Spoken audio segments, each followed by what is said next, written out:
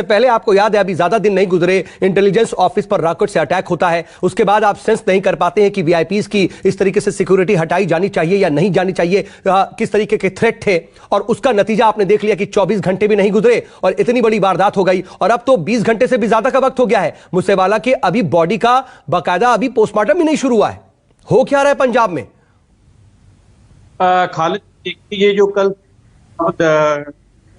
उसका बड़ा दुख, एक नौजवान है उसका कत्ल हो है, मन बहुत उदास, किसी का बेटा चला गया, उसकी संवेदना व्यक्त और उनकी में हम लोग शामिल हैं।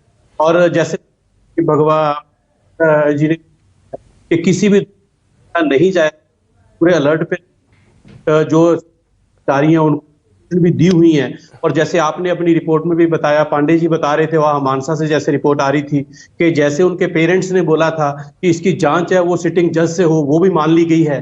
तो हम समझते हैं कि जल्दी जो दोषी हैं वो पकड़े जाएंगे, वो कितने भी बड़े हों, उसका कनेक्शन किसी के भी साथ हो, किसी को इसमें बख्शा नहीं जाएगा।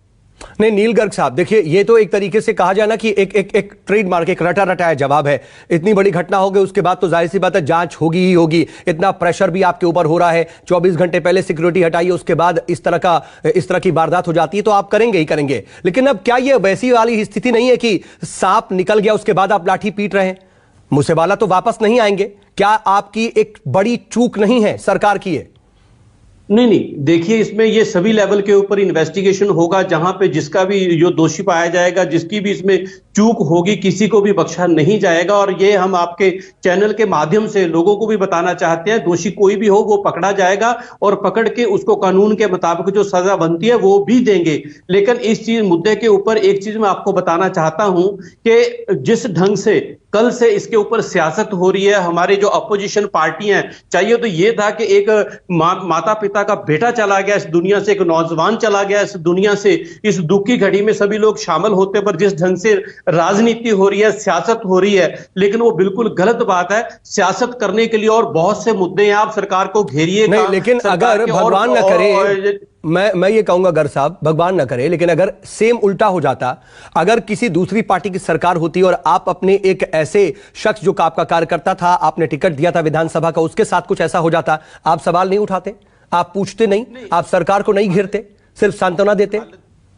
खालिद जी देखिए, आप हमारा हिस्ट्री उठा के देख लीजिए, हमने कभी भी ऐसे संवेदनशील मुद्दों के ऊपर सियासत नहीं की है। हम लोगों ने हमेशा ही जब सियासत की है तो वो उन सवाल उठाना, अगर एक वाजिब बात है, अगर किसी पार्टी के कार्यकर्ता की या फिर पूर्व प्रत्याशी की सरेआम हत्या हो जाती है, उसके पीछे क्या सर्कमस्टांसेस है उसको बताने की जरूरत नहीं है। अगर उस पर कोई पार्टी सवाल उठाती है तो मुझे नहीं लगता कि शायद इसे सीधे सीधे सियासत कह देना ठीक होगा। नहीं, सवाल उठाना अलग चीज है, सवाल ये भले उठाएं, लेकिन जैसे आपको बताया गया है कि डीजीपी साहब ने भी अपनी सफाई दे दी है और सीएम साहब ने भी बोला है। और जब सीएम साहब बोल रहे हैं कि जो भी दोषी होगा वो पकड़ा जाएगा, वो जल्द सलाखों के पीछे होगा, उनको सजा देंगे। ठीक है गर्ग साहब, मैं आता हूं। सुरेंद्र भाई, आप लोग सियासत कर रहे हैं, जो स्थिति हुई, जो होना था, उसके बाद तो सरकार बहुत ज्यादा एक्टिव है, चारों तरफ से पूरी कोशिश हो रही है, एसआईटी गठित हो गई, 6 लोग गिरफ्तार हो गए, दिल्ली से भी कलेक्शन निकाल लिया गया, फॉरेंसिक जांच हो गई, पोस्टमार्टम भी होने वाला है। अब तो सियासत मत कीजिए, कह रहे हैं गर्ग साहब। सऊद भाई, सारे कांग्रेसियों को पंजाब के मार दीजिए, सारे डेरे के प्रमुखों को मार दीजिए, सबकी सुरक्षा हटा लीजिए, सारे भाजपा के बड़े नेताओं को मार दीजिए, अकालियों के नेताओं को मार दीजिए, उसके बाद मान साहब आए और कहें कि किसी भी हत्यारे को बख्शा नहीं जाएगा, AN-94 आएगी उसको भी पकड़ लेंगे, रशा से आई है या तिहाड़ से आई है उसको भी पकड़ लेंगे, सारे राजनीतिक कार्यकर्ताओं की हत्या कर देंगे और उसके बाद कहेंगे साहब कानून व्यवस्था को ठीक करने के लिए जो कुछ होगा वो करेंगे, सिक्योरिटी हटाएंगे, 24 घंटे पहले उसका VIP कल्चर का फोटो लगाएंगे, नाम लेकर के बताएंगे कि इन लोगों की सिक्योरिटी हटाई है ताकि हत्यारे आतंकवादी आकर के उनकी हत्या कर दें। ब्रीफिंग नहीं होगी, कोई सिक्योरिटी के लिए ये नहीं लिया जाएगा और उसके बाद हम ही को मारेंगे और हम ही से कहेंगे कि आप राजनीति, अरे मेरा बच्चा मरा है, मेरा बच्चा मरा है, मेरा कार्यकर्ता मरा है, 28 साल का लड़का था। आप मुझे सिर्फ इतना बता दो सऊद भाई, जो जवाब आपका वो जवाब मेरा। पहली चीज तो उसकी सिक्योरिटी हटाने का ढिंडोरा किसने पीटा? किसी बदमाश ने पीटा या मान ने पीटा? अरविंद केजरीवाल ने पीटा, आप पार्टी ने पीटा। और उसके बाद उसकी सिक्योरिटी को हटा करके आतंकवादियों को, गुंडों को, बदमाशों को किसने बताया? सरकार ने बताया। तो प्रथम दृष्टया दोषी तो सरकार है, भगवंत मान की और अरविंद केजरीवाल की। इनको फांसी होनी चाहिए। उसके बाद उसका डीजीपी ये बोलता है ये गैंगवार है, मेरा लड़का जो सिद्धू क्या नाम मूसे वाला है, ये गैंगस्टर था। बात करते कितने केस थे इसके खिलाफ, कोई बताएगा मेरे को? इस लड़के को 30 गोली मारी। उसके बाद कहते हो हम, अगर हम उससे पहले कांग्रेसी कार्यकर्ताओं की हत्या हो रही है, उससे पहले रॉकेट क्या नाम लॉन्चर अटैक हो रहा है पंजाब में, सारे पंजाब को बारूद के ढेर पे बैठा दे रहे हो, सारे पंजाब में रशा से क्या नाम गन्स आ रही हैं। आप कह रहे हो कि साहब वो तिहाड़ में बैठे हैं, आप कह रहे हो फलानी जगह बैठे हैं, और उसके बाद आप जो है उसके बाद ही हम ही से कह रहे हो कि हम राजनीति कर रहे हैं। क्या जवाब ले लेता हूं, जवाब ले लेता हूं। सरकार नहीं चलानी आती, मत चलाओ। सुरेंद्र भाई जवाब ले लेता हूं। गर्ग साहब, इससे पहले तो बार बार यही कहा जाता था, मैं आ रहा हूं अनिल जी और महेंद्र जी आपके पास भी आ रहा हूं जरा, लेकिन गर्ग साहब से जरा रिएक्शन ले लूं। इससे पहले तो आप बार बार दिल्ली में कुछ हो जाता था तो आप कहते थे कि जी पुलिस तो हमारे पास नहीं है, पुलिस हमारे अंडर में नहीं है। अब तो ऐसी स्थिति नहीं है। और बहुत वाजिब सवाल सुरेंद्र भाई उठा रहे हैं। एक तरफ तो आप वीआईपी कल्चर के नाम पर वीआईपीज की सिक्योरिटी हटा रहे हैं, लेकिन क्रेडिट लेने की भी तो होड़ है। आप बार बार अपने सरकार का प्रोजेक्शन, एक बहुत अच्छी इमेज क्रिएट करने के चक्कर में ऐसा नहीं कर दे रहे हैं। आप उनके नाम क्यों सार्वजनिक करते हैं? अगर आपने नहीं किया होता तो शायद मूसेवाला जिंदा होते। नहीं मानेंगे आप ये बात? देखो खालिद जी, क्या लगता नहीं कि आपकी जवाबदेही तय होनी चाहिए? खालिद जी देखिए, हम ऑलरेडी इस जो घटनाक्रम के ऊपर अपना दुख जता चुके हैं, संवेदना व्यक्त कर चुके हैं, लेकिन ये सुरेंद्र जी तो बात ऐसे कर रहे हैं कि जैसे ये पंजाब में पहली बार ऐसी घटना हुई हो, इनके पिछले 5 साल में जैसे ऐसी कोई घटना ही नहीं हुई हो। और मैं इनसे याद करा दीजिए, बता दीजिए, इस तरीके से रशियन गन से, इस तरीके से सरेआम किसी पार्टी के पूर्व प्रत्याशी या फिर 28 साल के सेलिब्रिटी की ऐसे हत्या हो गई हो और सरकार ने 24 घंटे पहले सिक्योरिटी हटाई हो, आप याद बता दीजिए।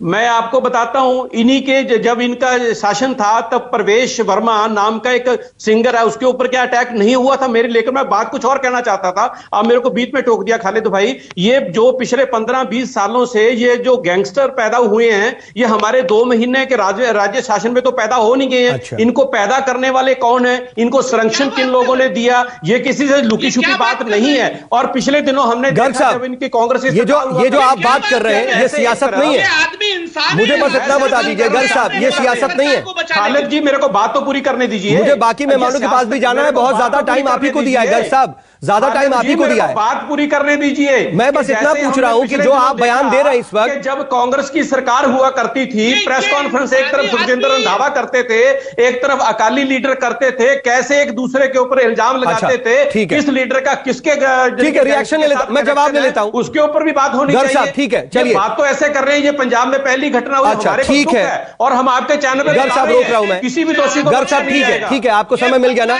सुरेंद्र भाई मैं जवाब आपसे लूंगा। सुरेंद्र भाई एक मिनट, महेंद्र भाई भी हैं, अनिल जी भी हैं, उनके पास भी जाना है। महेंद्र जी, यही बात कही जा रही है कि आप लोगों ने ऐसे लोगों को, ऐसे एलिमेंट्स को इतना ज्यादा बड़ा किया कि अब वो निकल करके सामने आ रहे हैं। खालिद जी पहले तो मैं बेनती करूंगा, मेरा नाम महेशिंदर सिंह है, महेंद्र सिंह नहीं है, तो आप जरा महेशिंदर जी माफी के साथ जी। मैं 2 मिनट में सारी बात करूंगा। मैं पहले समझता हूं कि नील गर्ग जी की बात दुरुस्त मान लीजिए कि गैंगस्टर इधर पंजाब में है और वो पंजाब की शांति के लिए खतरा है।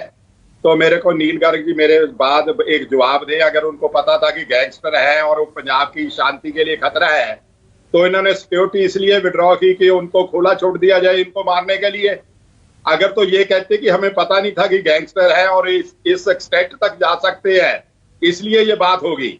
इनकी बात में ये आप स्पष्ट कर दिया कि इन्होंने जानबूझ के ये सिक्योरिटी हटाई ताकि इन लोगों की जान उनके हाथ में छोड़ दी जाए।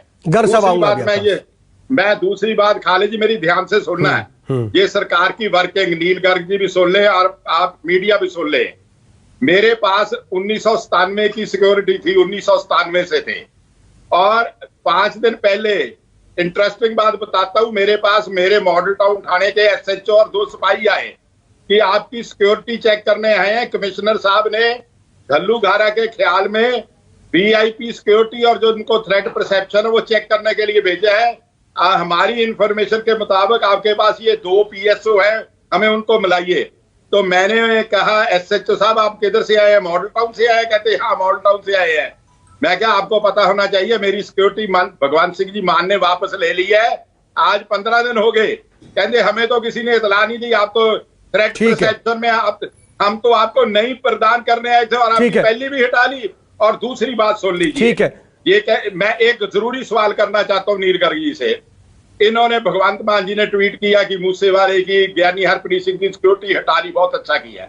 नील गर्ग जी, एक आप सोशल मीडिया पर जिनको आप लीडर्स को आपने दिल्ली में 100 आदमी की सिक्योरिटी दी है, 4 जिप्सी दी है, उनकी लिस्ट भी छाया करिए कि क्यों दी है। मैं जवाब लेता हूं महेशिंदर जी, मैं जवाब लेता हूं क्योंकि अनिल जी भी बहुत देर से इंतजार कर रहे हैं अनिल जी के पास जाना। अनिल जी, जो पंजाब में जो कुछ भी हो रहा है, जो स्थिति है और उस पर बार पलटवार भी आप देख रहे हैं, आपका स्टेक क्या है?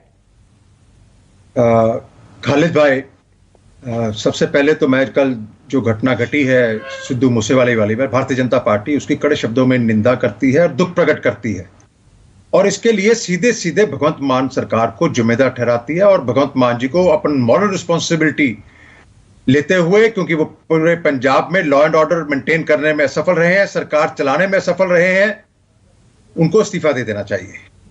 अब आती है कल की बात। कल की घटना क्यों घटी? अब नीलगढ़ जी कहते हैं इसके ऊपर राजनीति मत करो। क्या आपने जब सिक्योरिटी विड्रॉ की तो अब आपने राजनीति नहीं की? आपने सभी विपक्षी दलों के प्रमुख लोगों की सिक्योरिटी विड्रॉ की। आप मुझे बता दीजिए, ठीक है, अगर आप समझते हैं, आप, मेरे को तो हैरानी है आप सरकार किस तरह से चला रहे हैं। एक तरफ तो आप कह रहे हैं कि गलूगाड़ा के वजह से जो है हमें सिक्योरिटी पर्सनल चाहिए क्योंकि थ्रेट परसेप्शन बहुत होती है। अरे भैया, जिनको सिक्योरिटी दी हुई है, थ्रेट परसेप्शन तो उनको सबसे ज्यादा हो जाती है इस दिनों में। इस वीक में जो जिनको आपने सिक्योरिटी दी हुई है, थ्रेट परसेप्शन तो उनकी सबसे ज्यादा हो जाती है। आप उनकी सिक्योरिटी विड्रॉ कर रहे हो, अकाल तख्त के जथेदार जी की विड्रॉ कर रहे हो जहां पे सबसे ज्यादा। मैं जवाब ले लेता हूं अनिल जी, समय थोड़ा कम है। सुरेंद्र भाई, एक मिनट, हाँ ठीक है, एक मिनट, शॉर्ट में रखिएगा। शॉर्ट में करता हूं। जहां पर सबसे ज्यादा इस गलूगाड़े का असर होता है अकाल तख्त, वहां उनके जथेदार जी की सिक्योरिटी वापस ले ली।